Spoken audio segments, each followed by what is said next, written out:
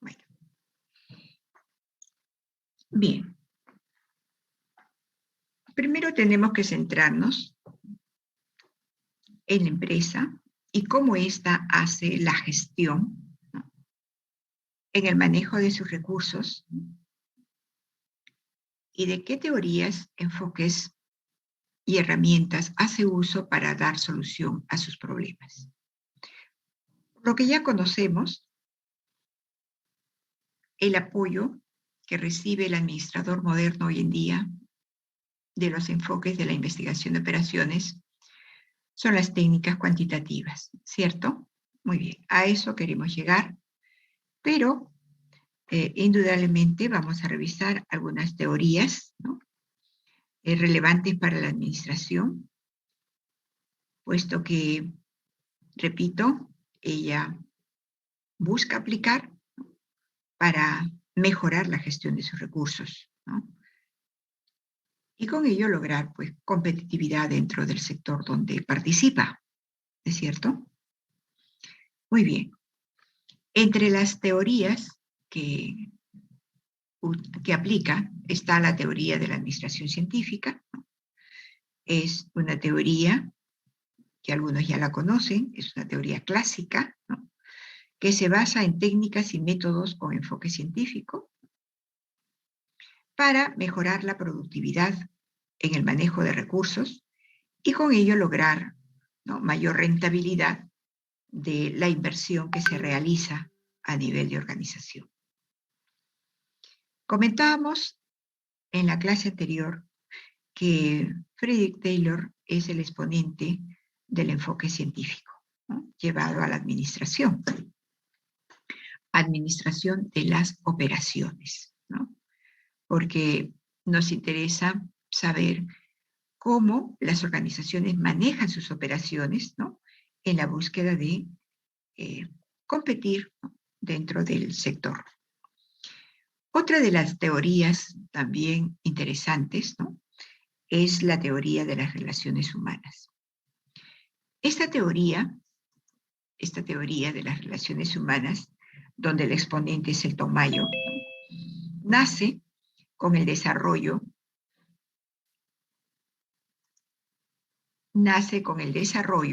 ¿no?, de la psicología, ¿okay?, y de las ciencias sociales, ¿no? Es una teoría que da importancia al trabajador dentro de la organización y que exige que la administración centre su atención en ellos, ¿no? ¿Okay? Porque además de centrar la administración, ¿no?, en el recurso humano, establece la importancia de generar un medio social, ¿no?, agradable para el trabajador, para encontrar el mejor rendimiento del recurso humano. La teoría estructuralista es una teoría, ¿no?, que sostiene que la organización es un sistema social. Por lo tanto, en ese sistema social van a interactuar grupos sociales, ¿no?, con intereses diferentes. Y eso da origen a conflictos que la administración tiene que resolver. Luego está la teoría del comportamiento. Esta teoría como que nos explica, ¿no?, el comportamiento organizacional, señalando que este comportamiento, ¿no?, se debe a la conducta o comportamiento de las personas. Hace también un alcance adicional cuando señala que la administración es todo un sistema de decisiones. Todo un sistema de decisiones. Efectivamente, cuando abordamos la teoría de los sistemas, el concepto de sistema como que se ha llevado al lenguaje popular, a los diferentes campos de la ciencia, ¿no? A los medios de comunicación de masas. ¿Okay? Se habla, por ejemplo, de sistema de proyectos, de sistema informático, de análisis de sistemas, de ingeniería de sistemas, entre otros, ¿no? Por eso les digo que en el pensamiento, en el lenguaje popular, ¿no? Se ha hecho más frecuente, ¿no?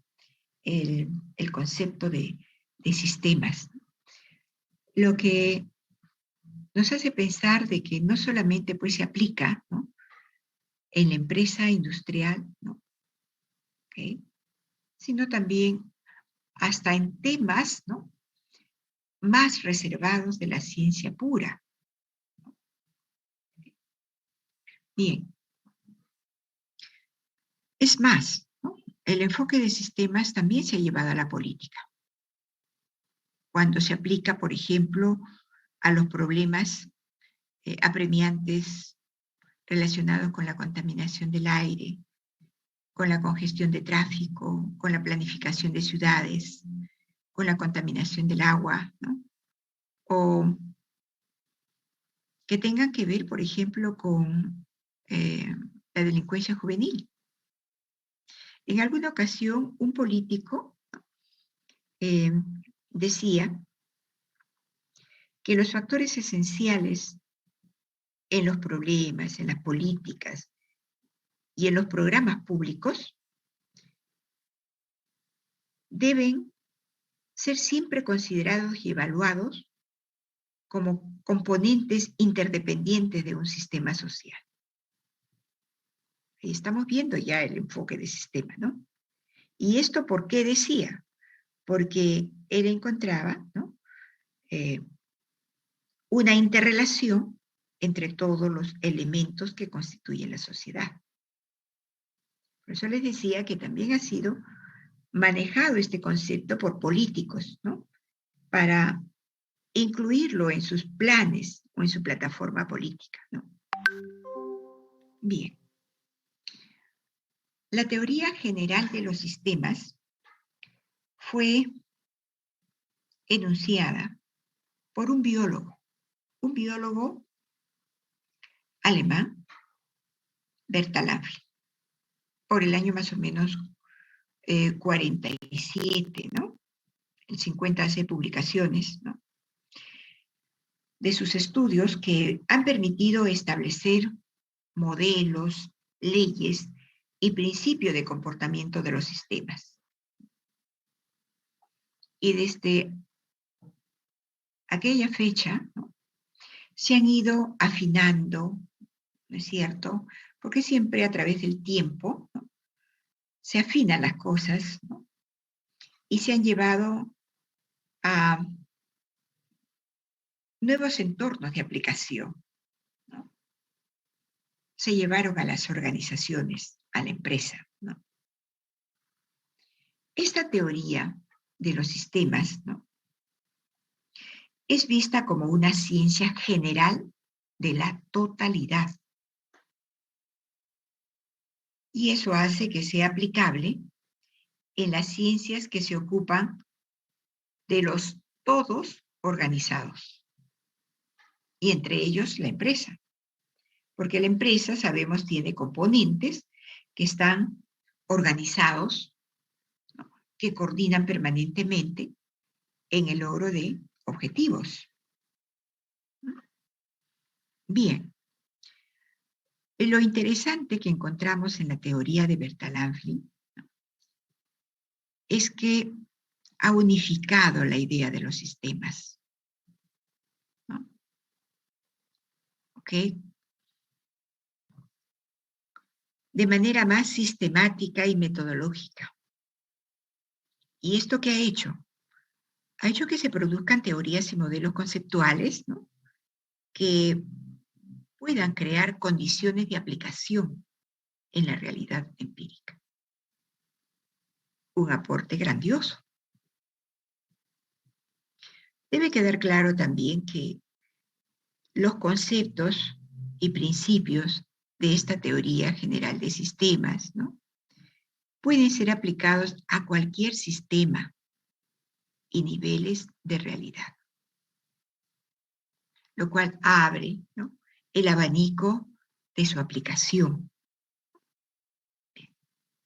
A grandes rasgos, entonces, esta teoría general de los sistemas, que ustedes pueden, si tienen curiosidad, ampliar, ¿no? Bien, ¿qué es un sistema entonces? Como decíamos en la clase anterior, un sistema es un conjunto de partes, ¿no?, que interaccionan, ¿no?, de manera dinámica, ¿no es cierto?, en la búsqueda de un objetivo, de un resultado, ¿no?, cierto, que es entregado a un ambiente externo, porque definitivamente, si es sistema, tiene un ambiente externo. Para entregar esos resultados, ¿no?, que es la razón de ser, de trabajar, ¿no?, de interrelacionar las diferentes partes, ¿no?, necesita de insumos. Insumos que pueden ser datos, materia prima, energía, etc.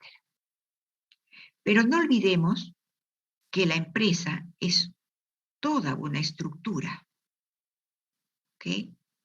Una estructura que tiene funciones, que tiene tareas, que hay relaciones entre los diferentes cargos, ¿no?, que requiere de información para tomar decisiones.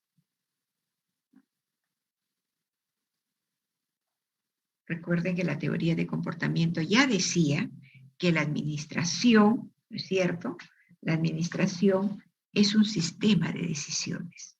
Efectivamente, ¿no?, de manera secuencial, la administración toma decisiones. Y la calidad de decisiones dependerá mucho de los dones, del paradigma, ¿no?, que maneje el decisor en la toma de decisión de un problema, que va a llevar a resolver el problema. ¿Sí? Muy bien. Y ahí que decíamos, pues,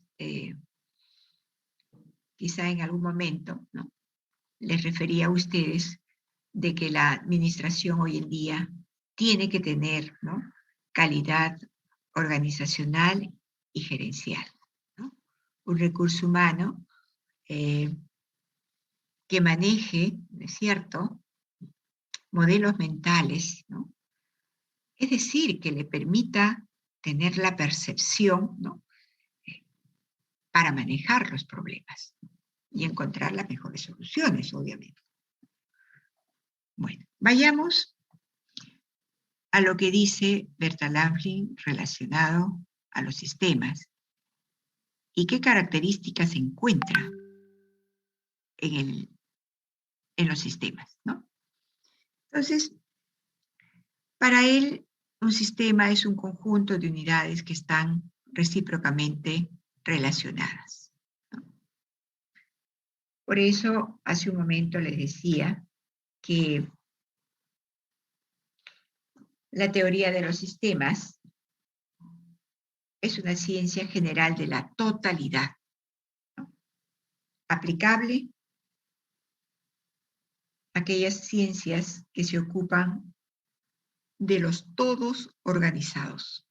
Y la empresa, les decía, es un sistema, ¿no?, porque cae dentro de esta definición, ¿no?, diferentes partes, componentes que están en interacción permanente, generando esa interdependencia entre los elementos o partes que la constituyen y que trabajan por una visión, ¿no?, con una ambición de llegar a un resultado, ¿no?, un resultado que le permita competir y ser sostenible en el tiempo.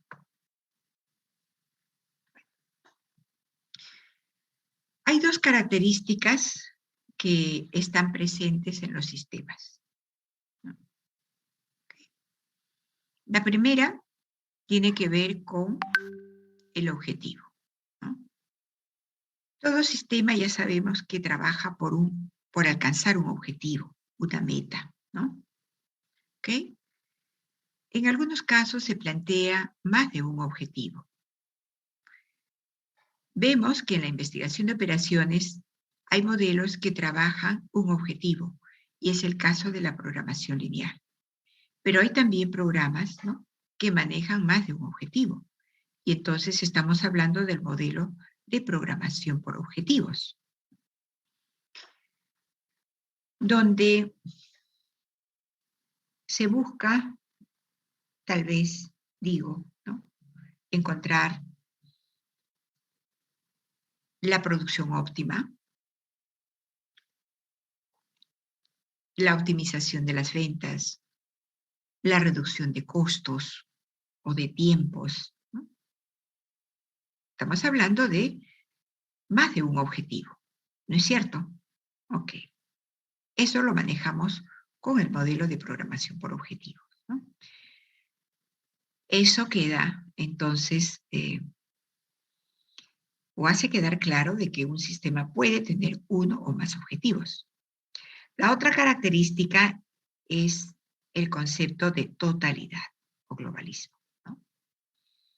Entonces, recuerdan ustedes que yo les decía en algún momento, cuando veíamos características de la investigación de operaciones, ¿no?, que la contribución de una de las partes del sistema tiene que ver con el comportamiento, ¿no?, con la eficiencia de otra de las partes del sistema, ¿no? ¿Y eso por qué? Porque cuando se produce un cambio en una de las unidades del sistema, ¿no?, existe la probabilidad que va a producir cambio en otras. Entonces, cuando sucede entropías, ¿no?, dentro del sistema, ¿no?, cuando se desordena por los cambios que se dan en el entorno, ¿no?, en el ambiente externo, ¿no?, y genera estas perturbaciones, ¿no?, desembocando en un desequilibrio del sistema, ¿no? El sistema tiene una propiedad que se llama la homeostasia, ¿no? Y esta propiedad hace que el sistema vuelva a su equilibrio, ¿no? Es normal que estas entropías sucedan, ¿no?, porque ustedes saben que todo tiene un ciclo de vida, ¿no? Entonces, los ciclos de vida también tienen etapas. Cuando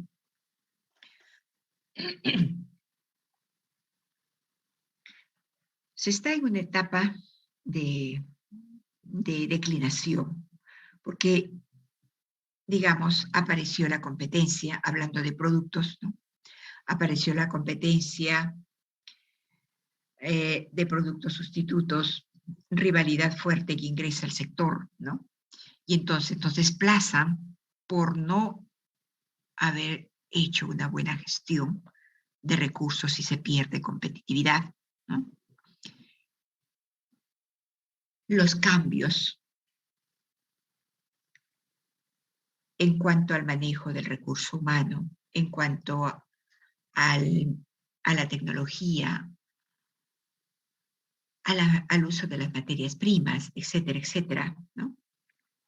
Todos estos cambios generan desgaste, ¿no?, en nuestros proyectos, que iniciaron con mucha eficiencia, pero que a lo largo del tiempo van perdiendo esa eficiencia, ¿no es cierto? Es lo que va a generar estas entropías, ¿no?, de las cuales estaba yo mencionando, que desordenan el sistema. Muy bien.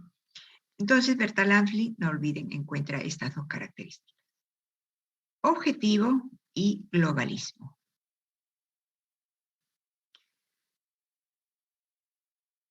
Si estudiamos los tipos de sistemas, ¿no?, vamos a llegar a encontrar que estos sistemas se clasifican de acuerdo a su constitución en sistemas físicos, ¿no?, y en sistemas abstractos. Cuando se habla de sistemas físicos, obviamente que son sistemas tangibles, ¿no? Son reales, son objetos y cosas reales, ¿no? Por eso, aquí dentro de la relación de ejemplos, he puesto maquinaria, ¿no?, o sea, equipos de producción, etc., ¿no? Dentro de los sistemas abstractos estarían los proyectos, las ideas, las hipótesis, los planes, ¿no? Y están dentro del pensamiento de las personas, ¿no? Una idea, sabemos que eh, tiene la connotación, ¿no?, abstracta. En cuanto a la naturaleza, vamos a encontrar sistemas que son cerrados y sistemas abiertos. Un sistema cerrado es un sistema que no comparte información, no interactúa con el entorno. Son evidentemente sistemas ideales, ¿no?, y lo encontramos específicamente en una máquina. Una máquina que tiene primero un sistema estructurado de partes componentes que van a trabajar, ¿no?, que van a combinarse de manera muy particular, produciendo una salida que es invariable. ¿Ok? Esa es la característica de un sistema cerrado. A diferencia de los sistemas abiertos, que sí tienen intercambio, ¿no?, con el ambiente, ¿no? Hablábamos de que hay necesidad de conocer el ambiente externo para poder, ¿no?, dirigir de manera eficaz, ¿no?, la organización hacia las metas que tiene, ¿no? Y es más, les decía, hay algunas características predominantes en el entorno actual, como la incertidumbre, eh, la competencia intensa que hay, ¿no?, los riesgos que tiene que asumir hoy en día la empresa para poner en marcha sus estrategias, ¿no?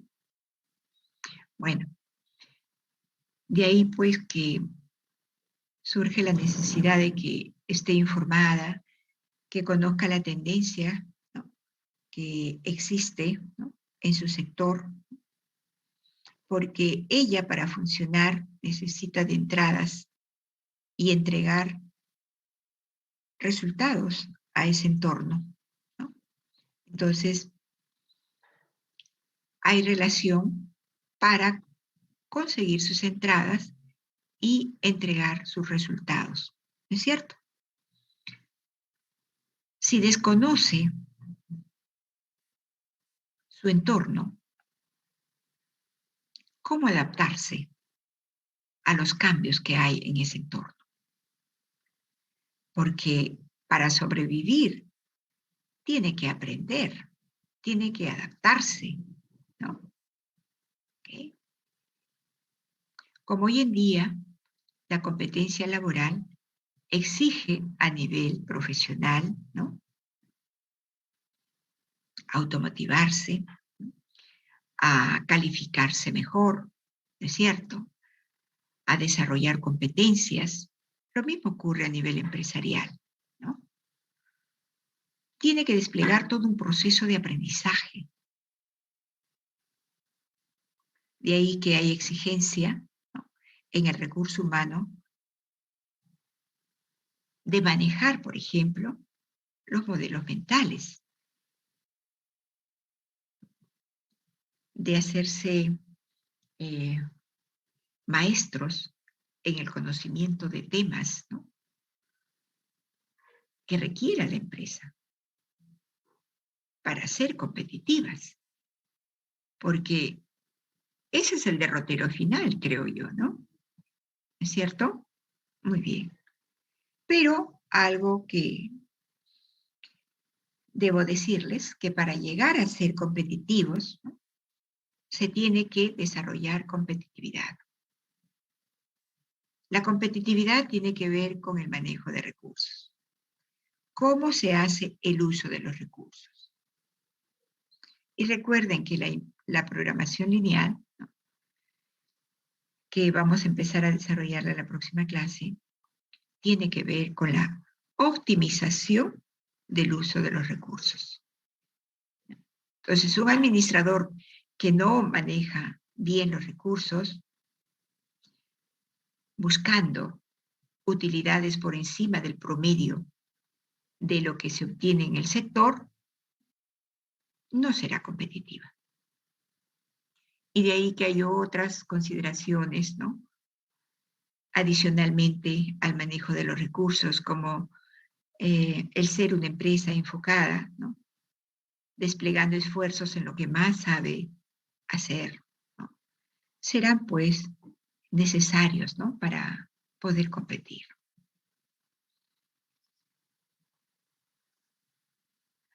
Hablando de los parámetros o elementos de un sistema, encontramos primeramente las entradas, ¿no?, el input, los insumos,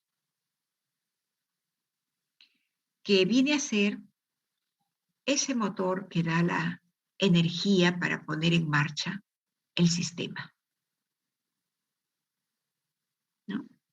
Cuando se habla, por ejemplo, de los sistemas productivos, ¿no?, que son de interés para los que analizan los procesos productivos, ¿no?, los recursos estarían dados por la mano de obra, por las máquinas, ¿no?, por el capital, ¿no es cierto? Eh, por el nivel directivo, ¿no? Bueno, entradas, ¿no? La tecnología también. Luego, al otro extremo del sistema, existirán las salidas, el output, donde ya se tiene el resultado, ¿no?, ¿es cierto? Y la razón por la cual, ¿no?, las partes coordinan, interrelacionan, ¿no?, dentro del sistema, ¿no?, ¿okay?, donde ocurre la transformación de los insumos que ingresan, ¿no?, para tener resultados, es justamente el parámetro del procesamiento. Ahí se convierten las entradas en salidas. Luego tenemos la retroacción o retroalimentación, conocido también como feedback, ¿no? A través del feedback, eh, es decir, la retroalimentación, por ejemplo, tenemos un resultado, un producto que no satisface las necesidades del cliente, ¿no? Entonces va a ingresar al sistema esta retroalimentación, ¿no?, para corregir las variabilidades que hayan podido ocurrir en ese proceso de transformación y que no está llevando a la satisfacción del cliente. O dentro del mecanismo mismo de la transformación vemos, ¿no?, vemos defectos, fallas, variabilidad, ¿no? Entonces, va a ver si esto viene ocurriendo por el material, habrá una retroalimentación al proveedor de estos materiales o de estas materias primas, ¿no?, para corregir, ¿no?, especificaciones que no son las adecuadas y que también nos está variando el proceso. Es ahí donde el administrador tiene que tomar decisiones para tener resultados, ¿no?, que obedecen a un estándar. ¿Sí? Bien. El otro elemento es el ambiente. El ambiente. Lo entendemos como el medio, ¿no?, que envuelve externamente el sistema.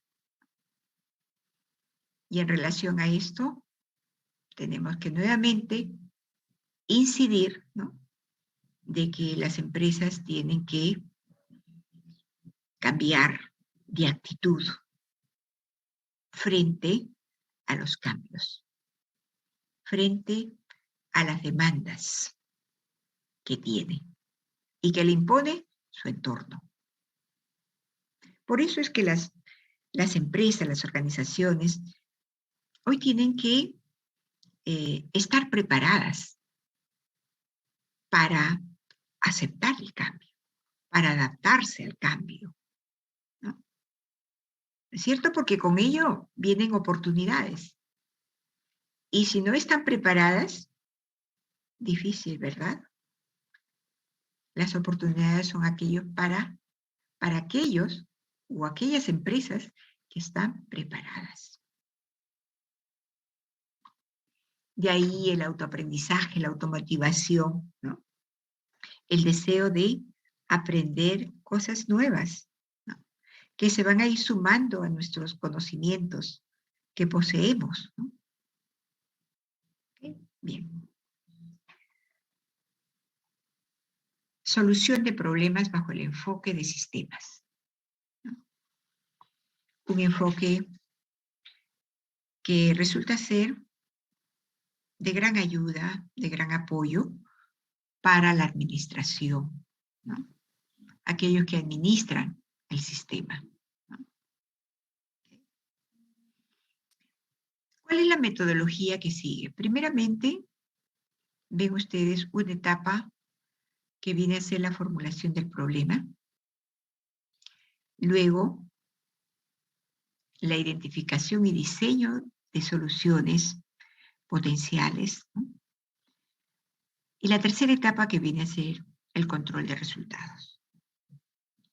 Cuando nosotros queremos o tenemos la necesidad de formular el problema, ¿es cierto? Formular el problema, definir el problema, ¿es cierto? Tenemos que conocer con detalle, con precisión, ¿no?, la problemática. Recuerden que el enfoque de sistema sigue una metodología científica, ¿ok? Entonces, conocer la problemática a través del enfoque científico, ¿no es cierto?, nos va a llevar a identificar, ¿no es cierto?, que no se está llegando al objetivo. Por eso existe el problema, ¿no? Porque si nosotros definimos un objetivo y no llegamos a ese objetivo, es porque hay algún problema de por medio, ¿no? Hay una problemática que debe ser estudiada, analizada, comprendida, ¿no?, para poder identificar, ¿no?, las soluciones o alternativas de solución trabajadas con bases estratégicas para hallar la solución del problema. Y ya estamos dando el segundo paso. Y una vez que se tienen estas alternativas, ¿no?, que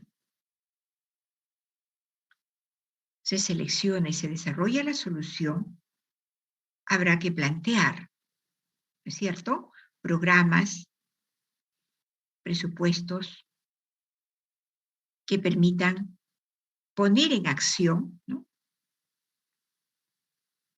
esa solución.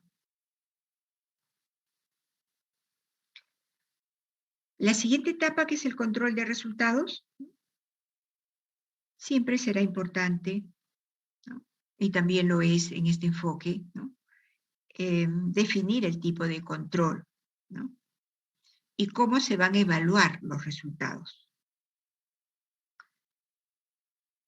Recordarán ustedes que cuando se tienen resultados, se interpretan estos resultados, ¿verdad?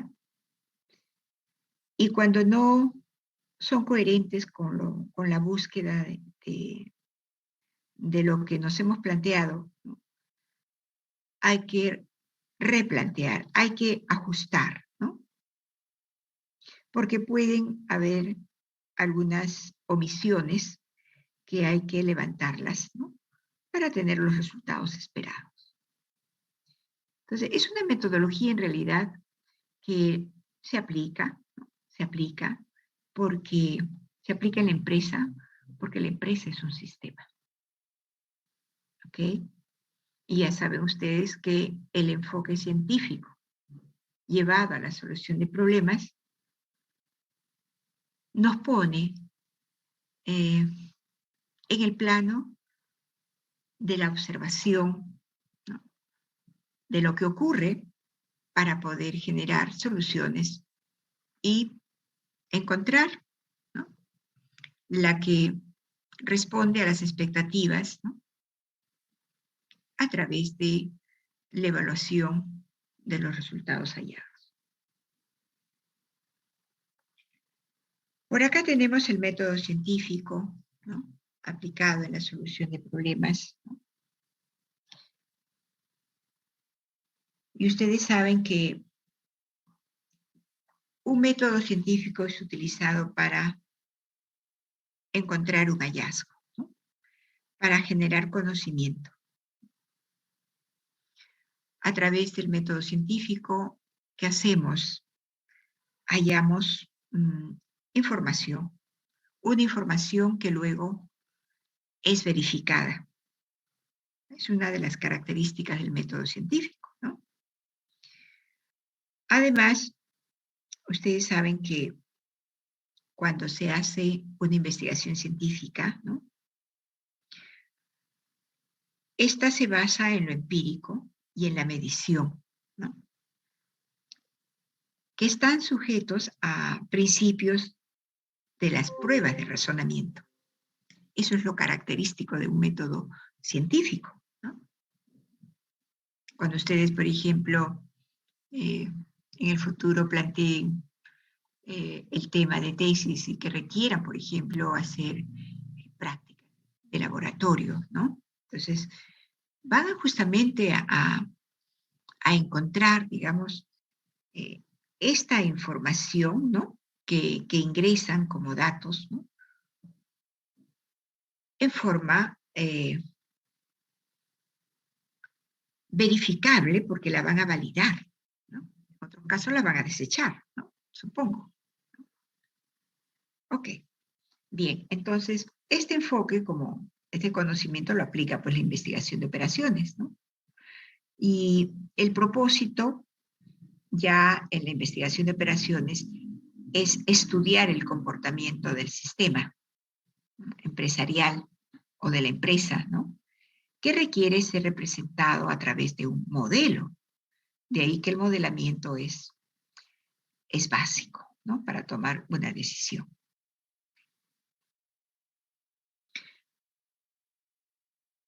En la metodología del enfoque, como científico, les decía la observación, ¿no? La generación de hipótesis. Generación de hipótesis o modelos de comportamiento del sistema. Porque ustedes saben que los sistemas reaccionan, ¿no? Tienen un comportamiento diferente ante diferentes estímulos. Entonces, un cambio, ¿qué es lo que genera?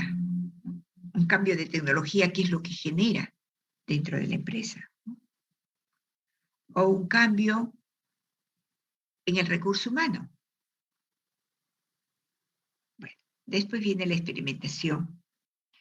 Implica experimentar, ¿cierto? Experiencias que van a permitir comprobar qué cosa, la validez de la hipótesis. Por eso es que se hacen las pruebas de ensayo, ¿no? En los laboratorios, para comprobar una hipótesis que se haya planteado, ¿no? Y luego están las conclusiones y análisis de las hipótesis.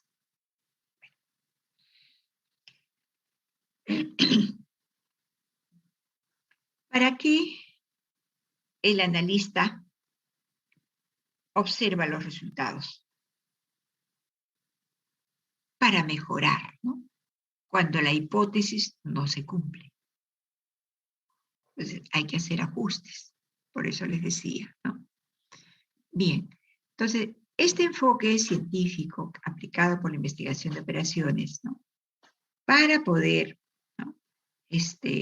Encontrar el modelo que representa el sistema empresa, el sistema real, ¿no?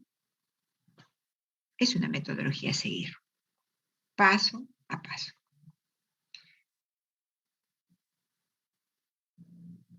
Es claro entonces que cuando se aplica el enfoque de sistema, ¿no? De sistema, aunado al método científico, ¿es cierto? Es para encontrar soluciones posibles, ¿no?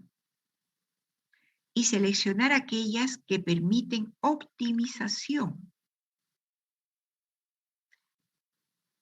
con máxima eficiencia y mínimo costo,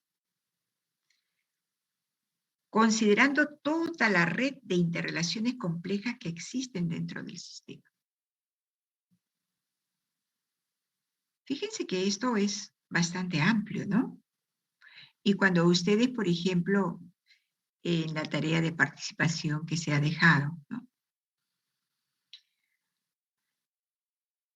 Y si la hacen, ¿no? Van a ver que realmente, ¿no?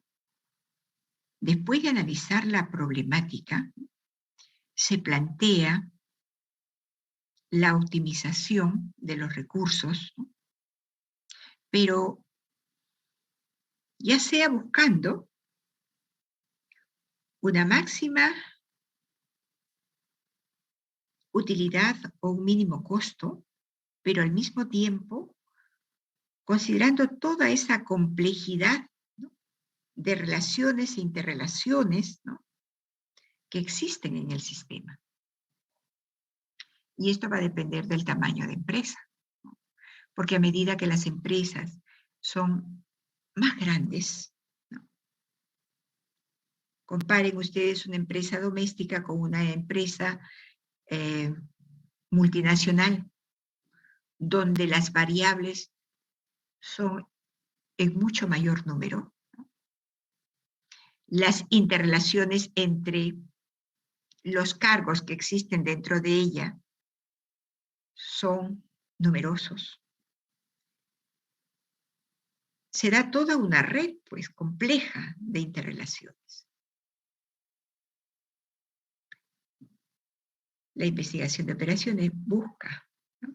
Encontrar la solución que permita la optimización de recursos.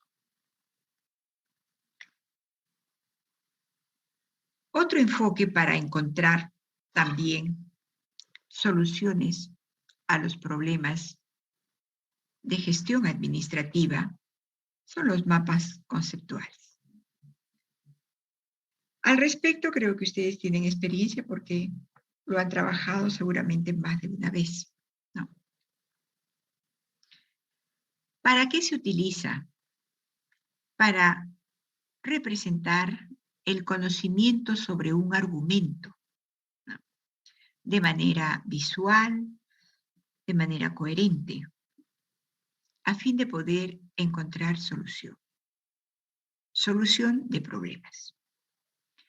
Un argumento obviamente puede ser un tema, una tesis, ¿no es cierto? Un argumento que se quiere justificar, de repente refutar, ¿es cierto? ¿Okay? O demostrar simplemente. Cuando se utiliza un mapa conceptual, sabemos se hace uso de conceptos, ¿no?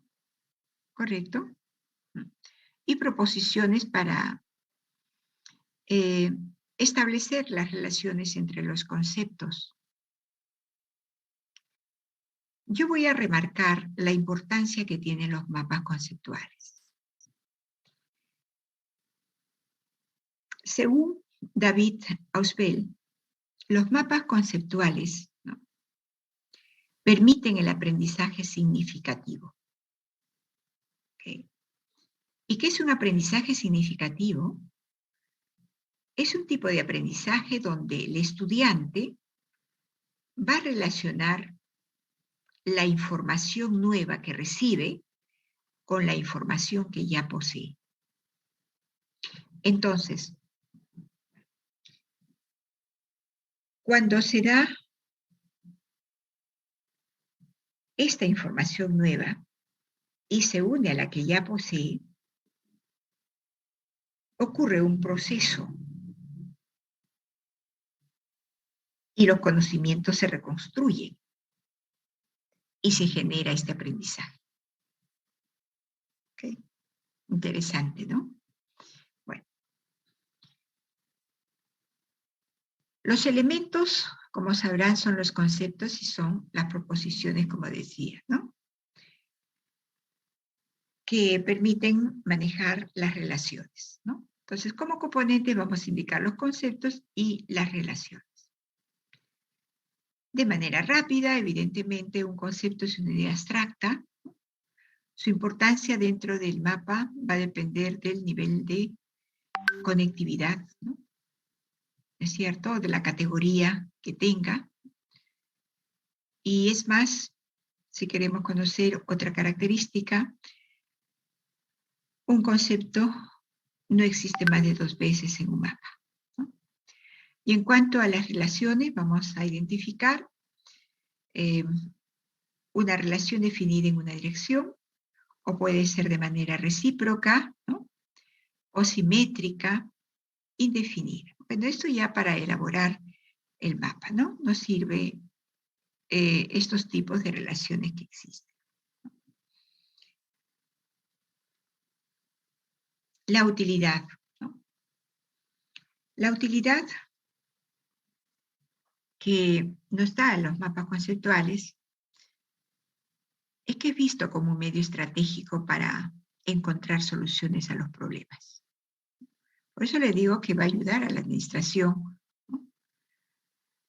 Además, obviamente, de poder construir conocimiento, de poder reflexionar, ¿no?, de poder interpretar, de poder pensar, ¿no?, sobre lo que se está visualizando. Entonces, hay que verlo como una herramienta, ¿no?, para estudiar el fenómeno y encontrar la solución de manera práctica, coherente, ¿no?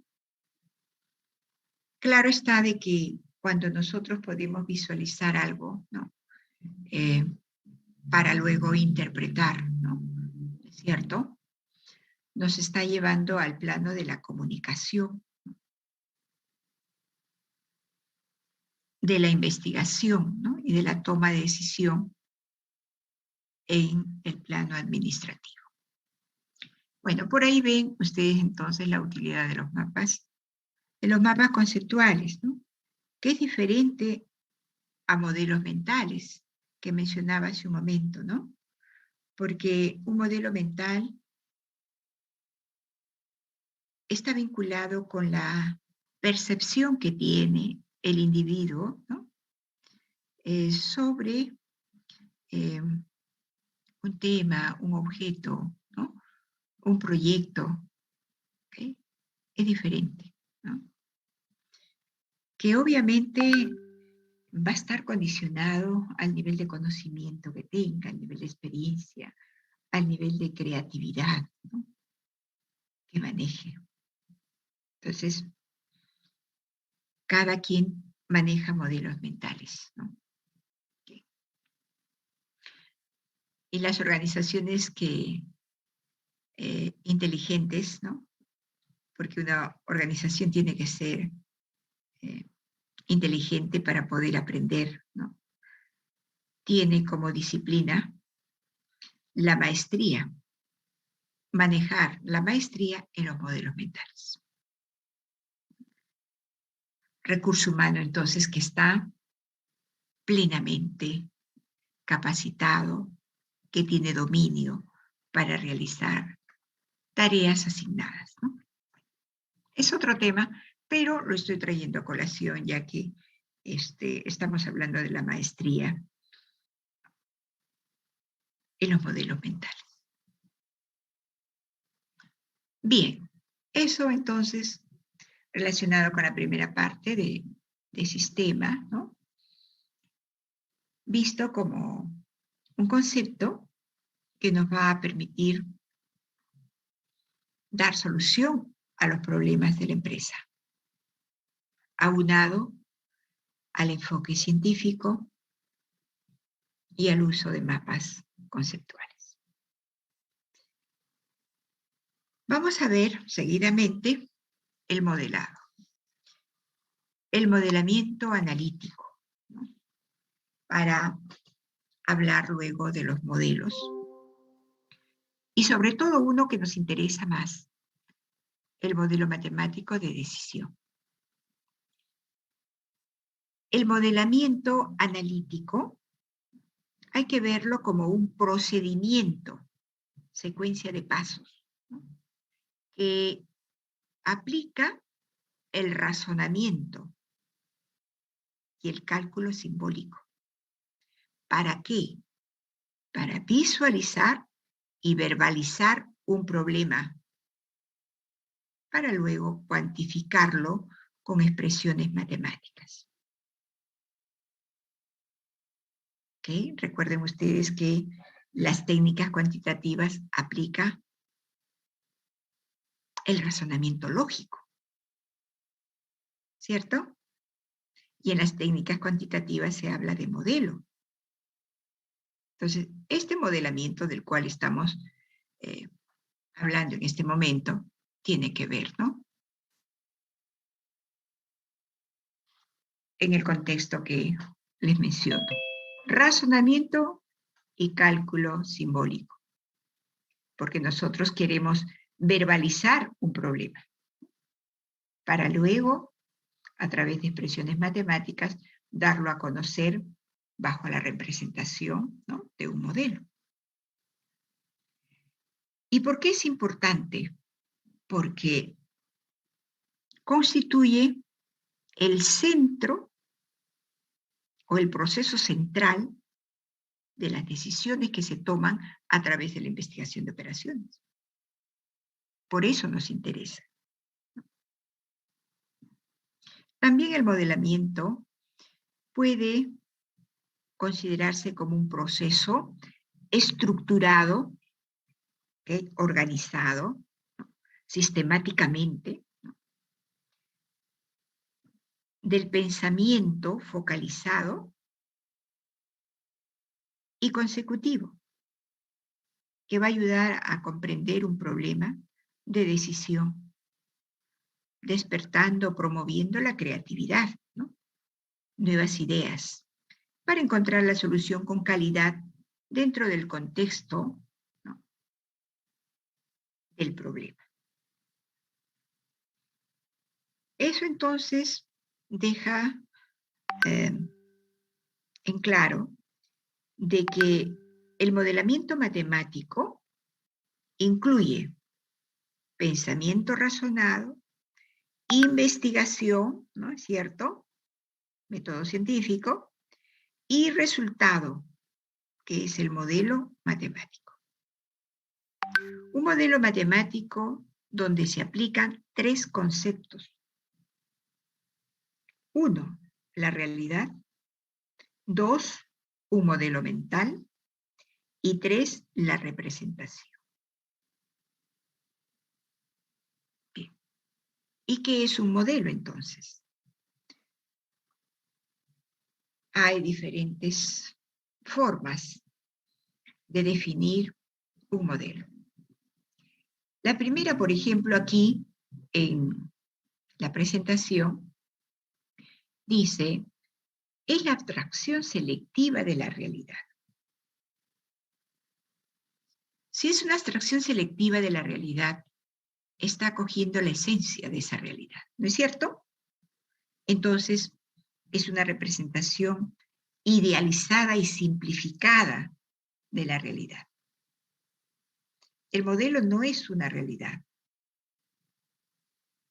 ¿no es cierto? Es una aproximación de la realidad que contiene parte relevante para el problema de decisión, ¿no? Y eso nos lleva pues a conocer la realidad.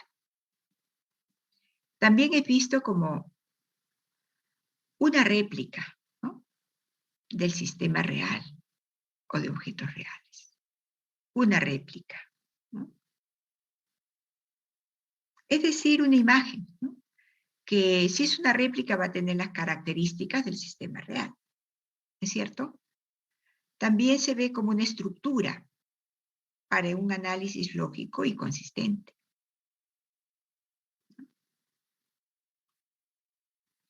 Esta estructura evidentemente muestra, ¿no?, la interrelación de muchas variables, ¿no?, que están en la empresa, ¿no?, interactuando para llegar al resultado. Es importante también señalar que los modelos se utilizan en diferentes escenarios profesionales, ¿no? Los arquitectos, por ejemplo, crean sus modelos, ¿no?, modelos habitacionales, de centros comerciales, etcétera, ¿no? Los ingenieros también diseñan sus máquinas, ¿no es cierto? Sus planos pueden ser de repente, no sé, diseños de máquina en 3 dimensiones, modelos, ¿no? ¿No es cierto? Modelos. Los economistas también trabajan sus modelos econométricos, ¿no? Los administradores, ¿no? Por ejemplo, aquí ellos diseñan sus estructuras, ¿no?, estructuras organizacionales, que tienen que ver con el organigrama, por ejemplo, ¿no?, donde aparecen los diferentes niveles de jerarquía, ¿no?, cargos, ¿no?, que se van a interrelacionar, ¿no?, dentro de la empresa. Están también los físicos, ¿no?, que diseñan sus modelos, ¿no?, para analizar el fenómeno. Podríamos también mencionar a los directores de teatro. También ahí se generan modelos, ¿no?, modelos de escenarios, ¿no?, que hablan de determinada época en el tiempo, ¿no? ¿Cierto? Ok. Bueno, modelos.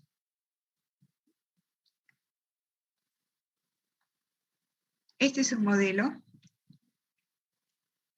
eh, que lo habrán visto en algún tema de la microeconomía. ¿Okay? ¿Qué cosa muestra? Muestra que el precio está en equilibrio, ¿no? Vemos las curvas de demanda y la curva de oferta, ¿no? Y este punto vendría a indicarnos que en este momento hay equilibrio, ¿no?, de oferta y demanda.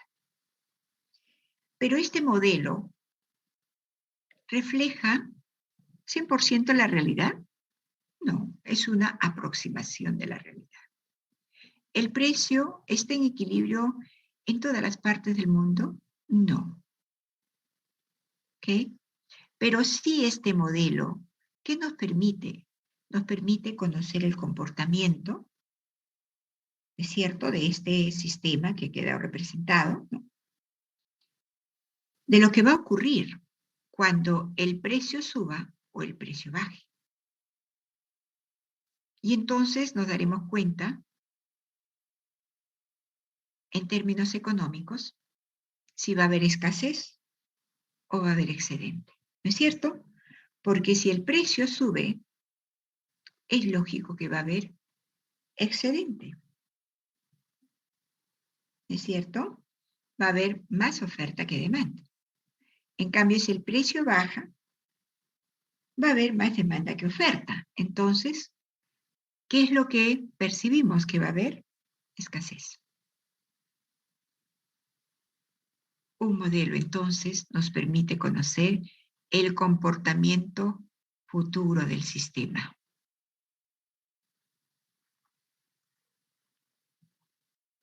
Tipos de modelos. Bueno, les decía que hay uno que nos interesa, sin embargo, voy a mencionar el modelo icónico, el modelo analógico y el modelo simbólico, para llegar a los modelos matemáticos, ¿no?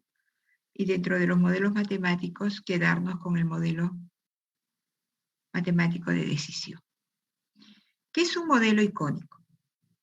Un modelo icónico es un modelo que tiene propiedades reales, ¿no?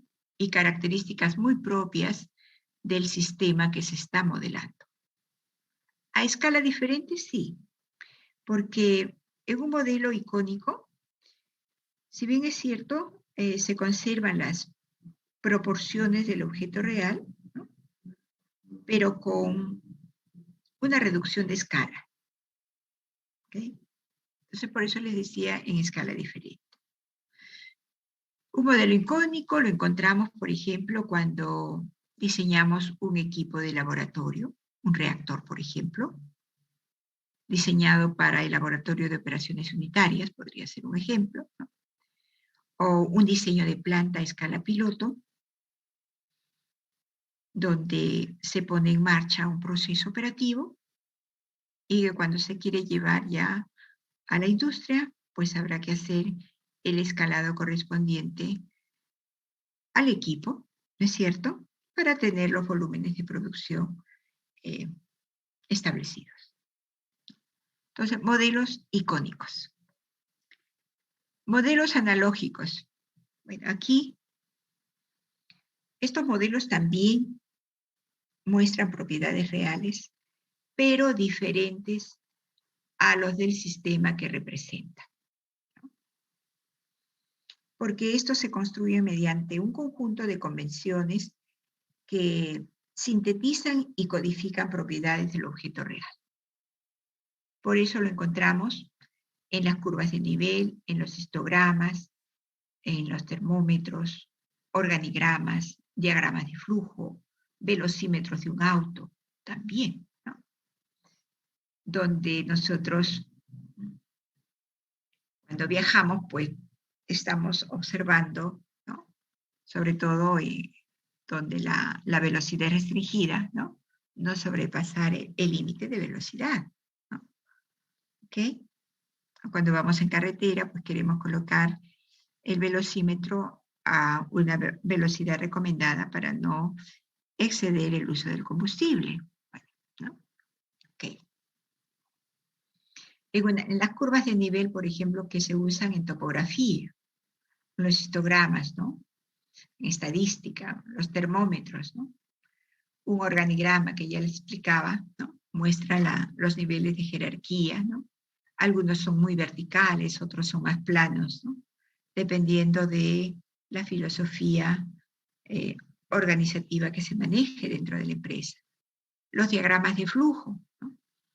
Que permiten mostrar gráficamente las actividades vinculadas con la obtención de un producto o el procedimiento aplicado en la obtención de un servicio.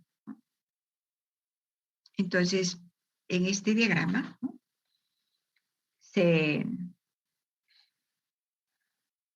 se toma en consideración la secuencia, ¿no?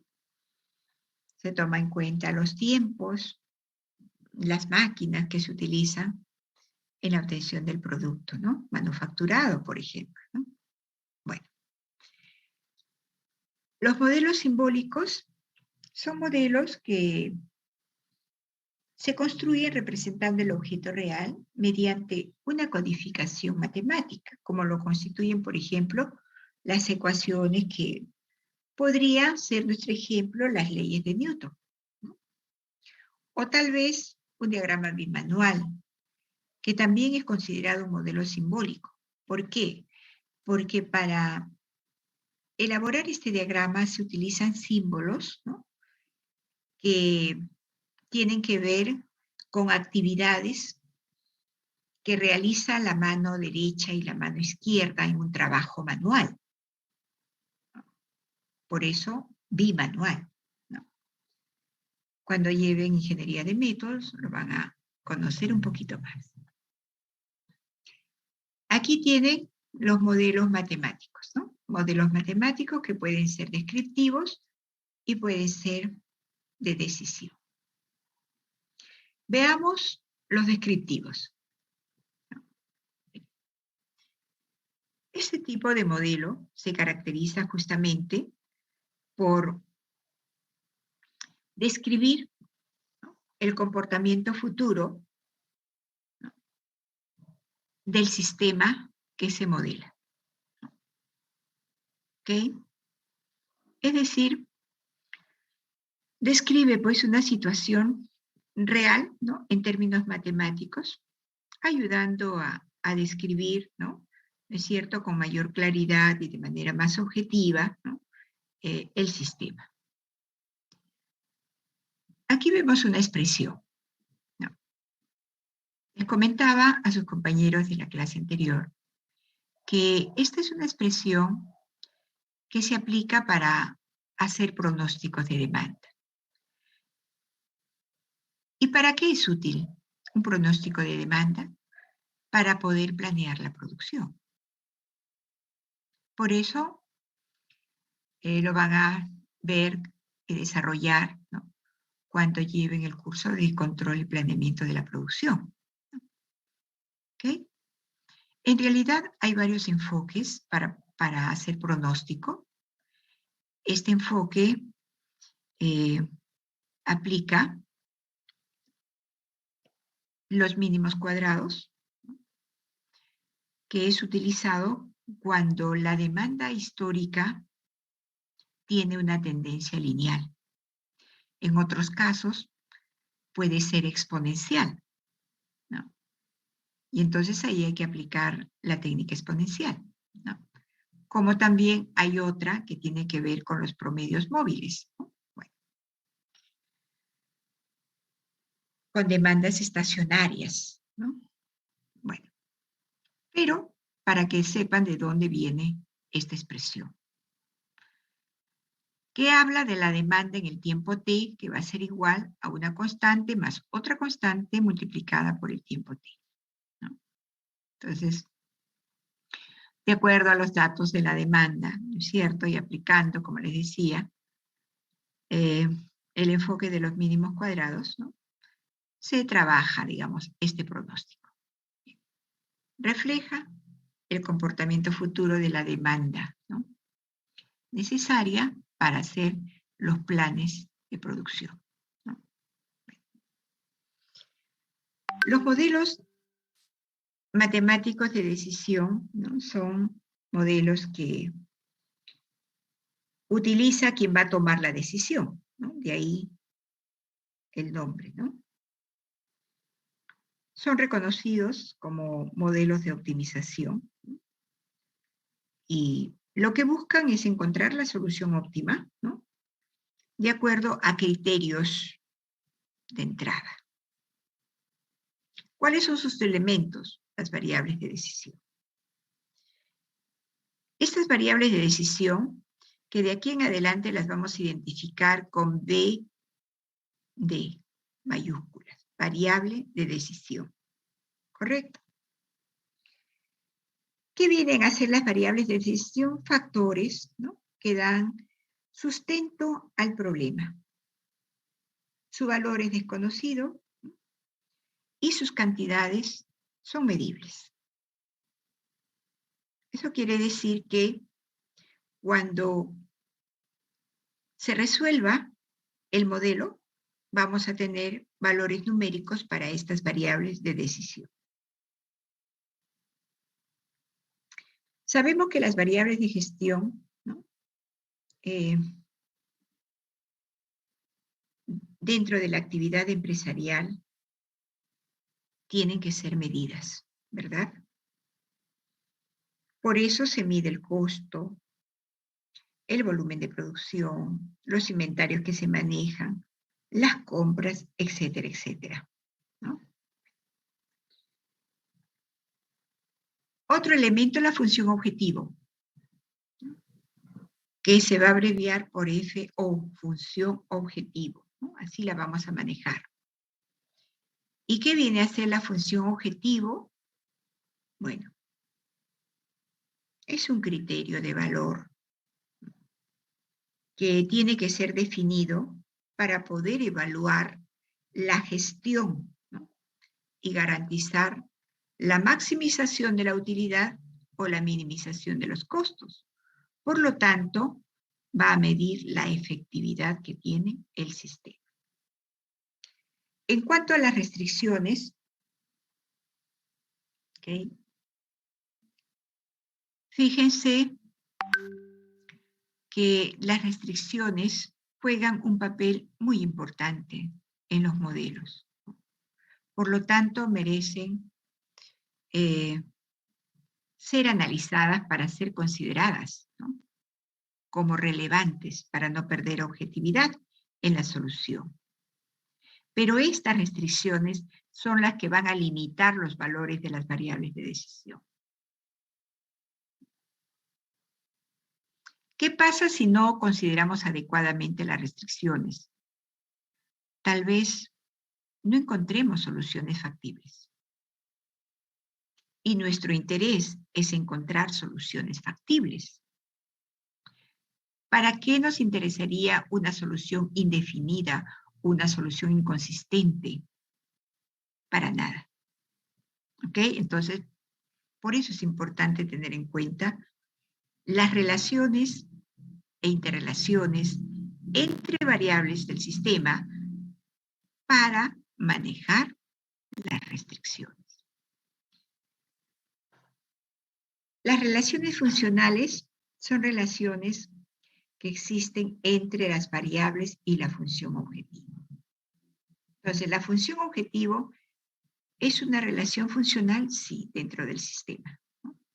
Al igual que las restricciones, porque aquí se van a relacionar las limitaciones con las variables de decisión. Y finalmente está el parámetro.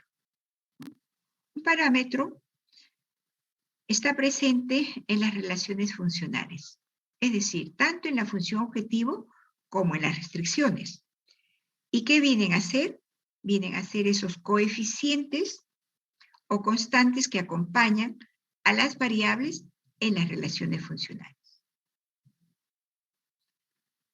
Son condiciones en realidad mensurables, ¿no? Inherentes al problema, ¿no? Bien. Entonces, ahora que ya se conocen estos elementos que están presentes en los modelos matemáticos de decisión, ¿no? Veamos la estructura.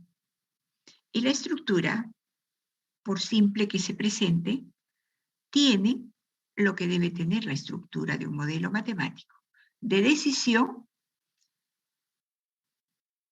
para un modelo de programación lineal. ¿Ok? Bien. Aquí vemos la variable de decisión, ¿no? El vector de variables de decisión, que va a ir desde x sub 1 hasta x sub n, una función o un criterio de optimización que puede ser de maximización o minimización de una función, que en este caso es f de x.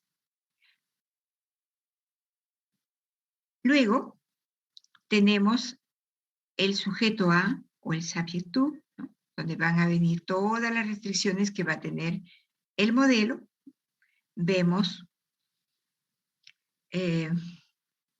una desigualdad, ¿no es cierto?, del tipo menor o igual en todos los casos. Vemos un valor, ¿cierto?, al lado derecho y una expresión al lado izquierdo de estas desigualdades.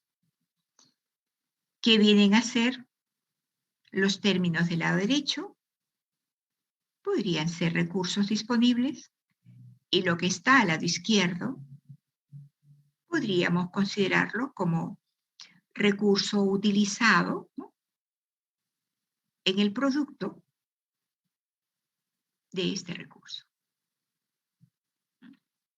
Y fíjense que la condición de la desigualdad menor o igual nos está diciendo que la cantidad de recurso no debe sobrepasar a la cantidad disponible. Bueno, la condición de no negatividad para la variable de decisión se expresa de esta manera, ¿no? Condición de no negatividad. X mayor o igual que 0. Esta condición de no negatividad nos dice que la variable puede asumir el valor igual a 0, ¿no? Sería diferente si yo pusiera X igual mayor que 0, ¿no? Yo pusiera X mayor que 0, sería diferente, ¿no es verdad? Entonces, la condición de no negatividad justamente nos habla de ello, ¿no? Que la variable puede asumir el valor de 0. Bueno, ya entonces vienen la estructura, los elementos, y ahora veamos el proceso que se sigue en la obtención de un resultado. Muy bien. ¿Qué vemos? Al centro, el modelo matemático, y por acá la entrada de insumos que son incontrolables, insumos controlables. ¿Correcto? Muy bien. Los insumos controlables son aquellos insumos que el decisor tiene control sobre ellos. Por eso lo constituyen las variables de decisión. Porque el decisor va a definir qué cosa es lo que quiere encontrar como resultado. ¿Correcto? Y por acá tenemos los insumos incontrolables, que vienen del entorno. Factores, entonces, del entorno. Pero el entorno puede ser externo y puede ser interno. ¿Ok? Externo, una reglamentación. Interno, la disponibilidad de horas máquinas, por ejemplo. Bueno, cuando se tienen todos estos insumos, se crea el modelo. ¿Ok? Se crea el modelo. Un modelo que demanda etapas y demanda consideraciones. Pero al tener ya el modelo matemático, se lleva la solución para encontrar valores numéricos para las variables que se han considerado en la construcción del modelo. Pero al mismo tiempo, el decisor puede analizar la condición en que quedan sus recursos después de haber obtenido el plan óptimo de producción. Y entonces, analizando los costos de esos recursos y los ingresos que podría tener cuando los vende, tomará decisiones. Esa es la estructura, ¿no? El esquema. Pero si lo vemos con una aplicación, vamos a entender un poquito más de cómo finalmente, pues, queda el modelo matemático, ¿no? En base a los insumos que ingresan. Es una representación muy sencilla, pero argumentando cada una de las fases, ¿no?, que se requiere para obtener una salida, ¿no?, y tomar la decisión. Bien, siguiendo el esquema anterior entonces, tenemos acá los insumos incontrolables, ¿no?, que habla de, primero, de que si se vende el producto, el ingreso será de $10 por unidad.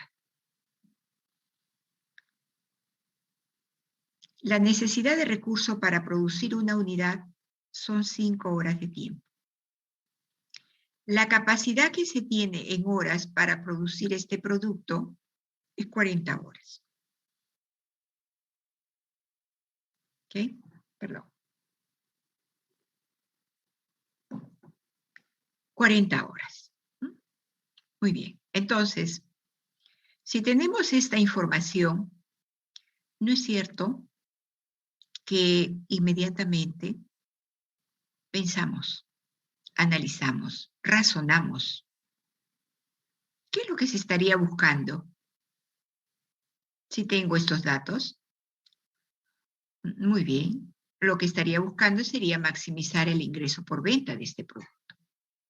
Maximizar, es cierto, la utilidad por la venta de este producto. ¿Y cómo represento este producto? Lo voy a representar con la letra X. Entonces aquí ya está la variable de decisión. Un valor que debo optimizar para optimizar este ingreso por venta, ¿no? Con lo cual, el criterio de optimización nos llevaría a esta expresión. Max de Z igual 10X. ¿Y cuáles serían las restricciones? Muy bien, ¿qué es lo que tengo? Que en la fabricación del producto necesito 5 horas y que la disponibilidad de ese recurso son 40 horas. Muy bien, entonces, como yo sé que voy a tratar de utilizar una menor cantidad de recurso para lograr la optimización de mi recurso, ¿no? Entonces, voy a plantear esta inecuación,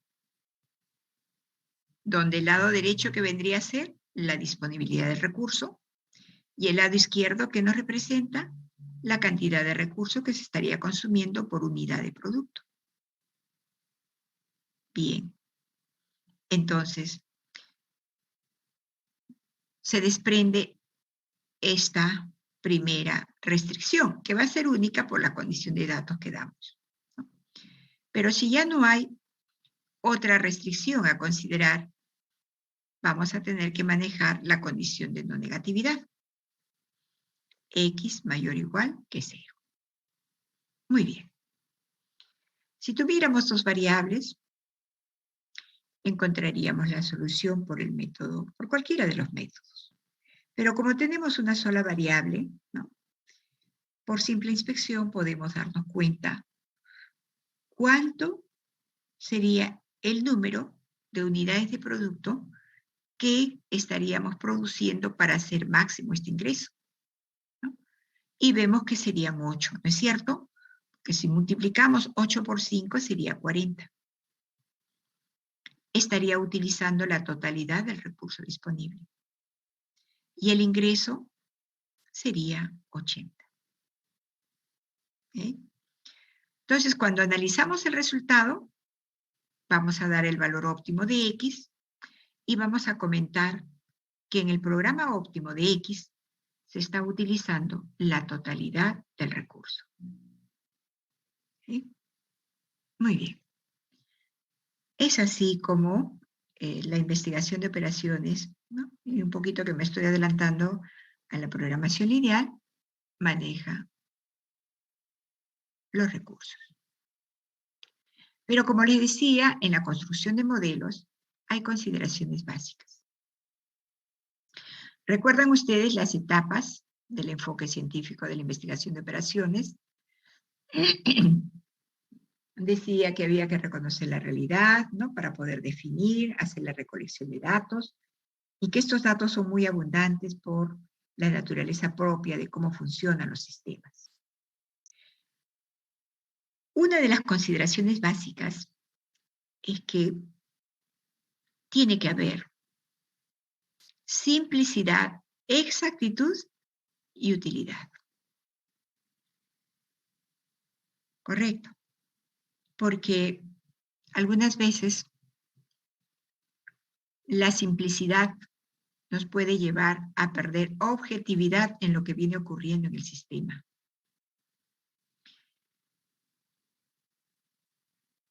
La eliminación de algunas variables o algunas condiciones limitantes podrían llevarnos también a perder exactitud. Entonces hay que tener mucho cuidado de cuidar la utilidad, la exactitud y la simplicidad. También les decía en algún momento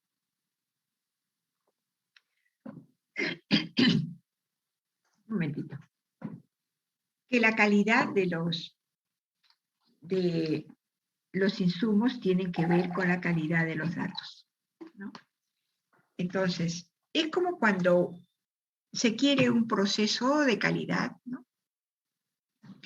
La materia prima tiene que ser de calidad, ¿no? Eso va a evitar variabilidad, ¿no? En los procesos y consecuentemente en la calidad del producto. Entonces, los datos tienen que ser de primera fuente, ¿no?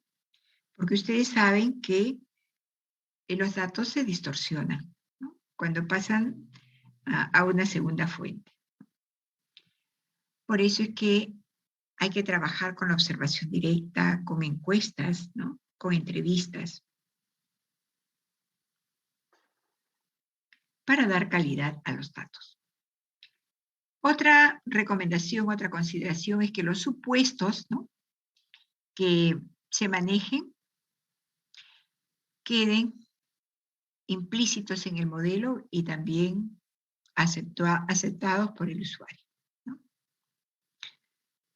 La validación es otro criterio, ¿no?, que debe estar presente, ¿no?, y que nos va a ayudar a finalmente quedarnos con esa estructura lógica y consistente para dar solución al problema, ¿no? Adicionalmente, nuevamente recalcamos que es importante el conocimiento, la experiencia, ¿no?, la imaginación, la creatividad para hacer del conocimiento un arte, ¿no?, y que esté presente. Cuando se trabaja un modelo, hay etapas, ¿no?, que tal vez no se marcan, ¿no?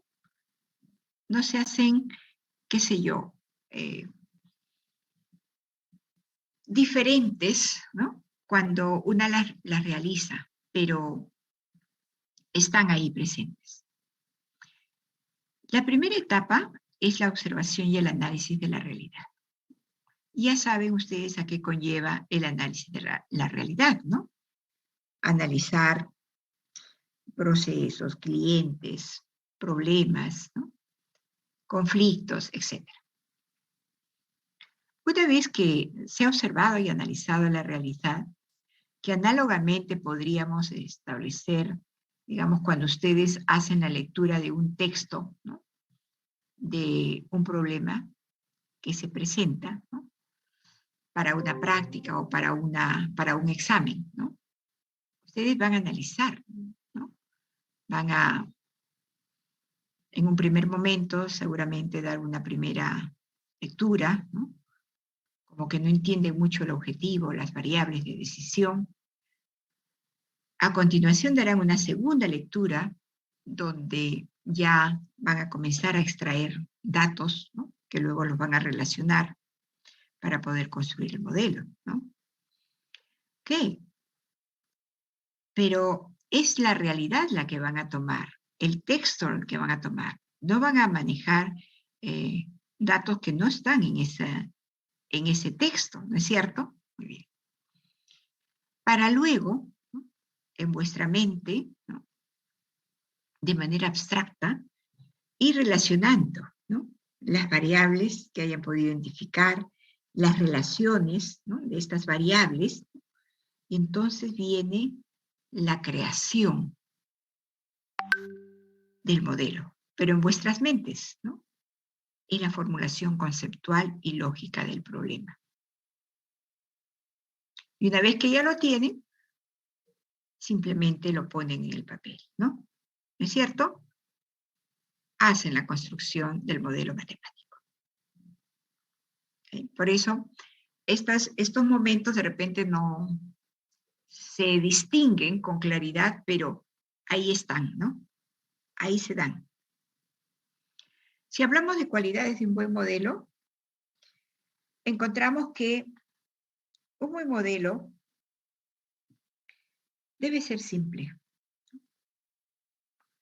Si, por ejemplo, queremos representar las variables de decisión y estas pueden ser muy bien definidas usando un solo subíndice, hay que hacerlo.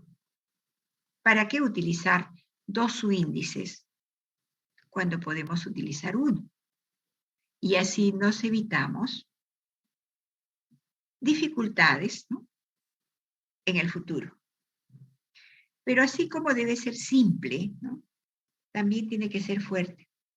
Es decir, fortaleza, ¿no?, para resolver el problema. Y completo también, ¿no? Tiene que ser completo. Adaptable sí, porque ya estamos viendo que los proyectos, ¿no?, los proyectos, los productos, los procesos tienen ciclo de vida y cada vez más cortos, ¿no? Porque tienen que adecuarse a los cambios del entorno. Bueno, entonces tiene que ser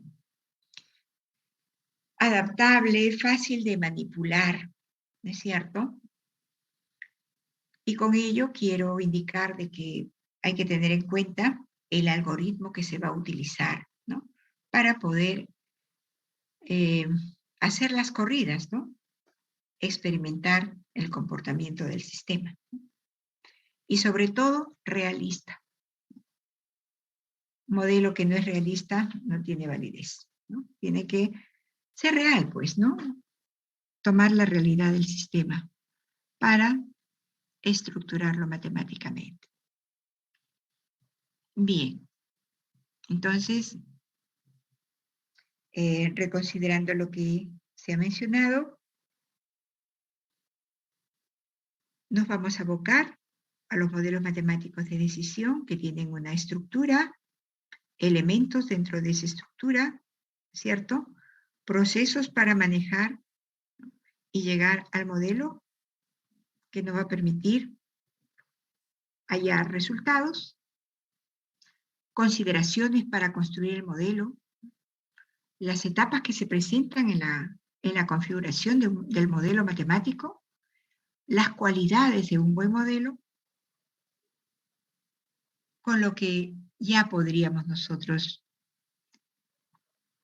adelantar un poquito, ¿no?, las ventajas del modelado matemático, que sin duda es una herramienta, ¿no?, básica de la investigación de operaciones, porque nos permite construir, ¿no?, ese marco de referencia del problema.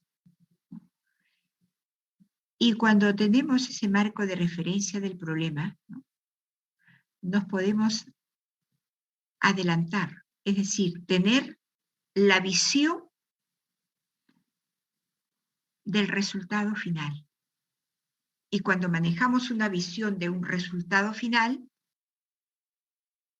tenemos claro el recorrido que tenemos que hacer, ¿no es cierto? Entonces, es muy importante tener un marco de referencia del problema. Además, obviamente, de que manejar modelos matemáticos a nivel de gestión, ¿no?, empresarial, si bien es cierto, la metodología ayuda a tener un mejor diseño del sistema, una mejor comunicación en el sistema y también a reflexionar cómo se está comportando el sistema, los resultados en términos operativos serán pues de beneficio para toda la organización, porque implícitamente estamos llevando a los administradores, ¿no?, a hacer una gestión más eficaz, ¿no? ¿Por qué? Porque ellos van a esforzarse por ser más explícitos, ¿no?, a tener esa claridad del objetivo a donde quieren llegar, ¿no?, a través del manejo de variables y de restricciones que hay en su sistema.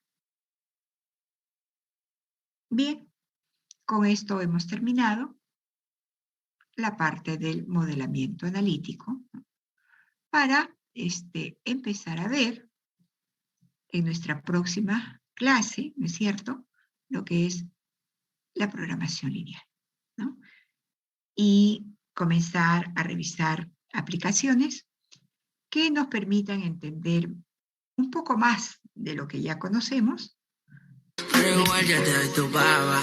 trabajar Pasa cariñito, pitito, pitito. mediante la técnica de la programación lineal. No sé si hay alguna consulta, alguna inquietud, alguna pregunta sobre lo que se ha tratado el día de hoy. ¿Es cierto?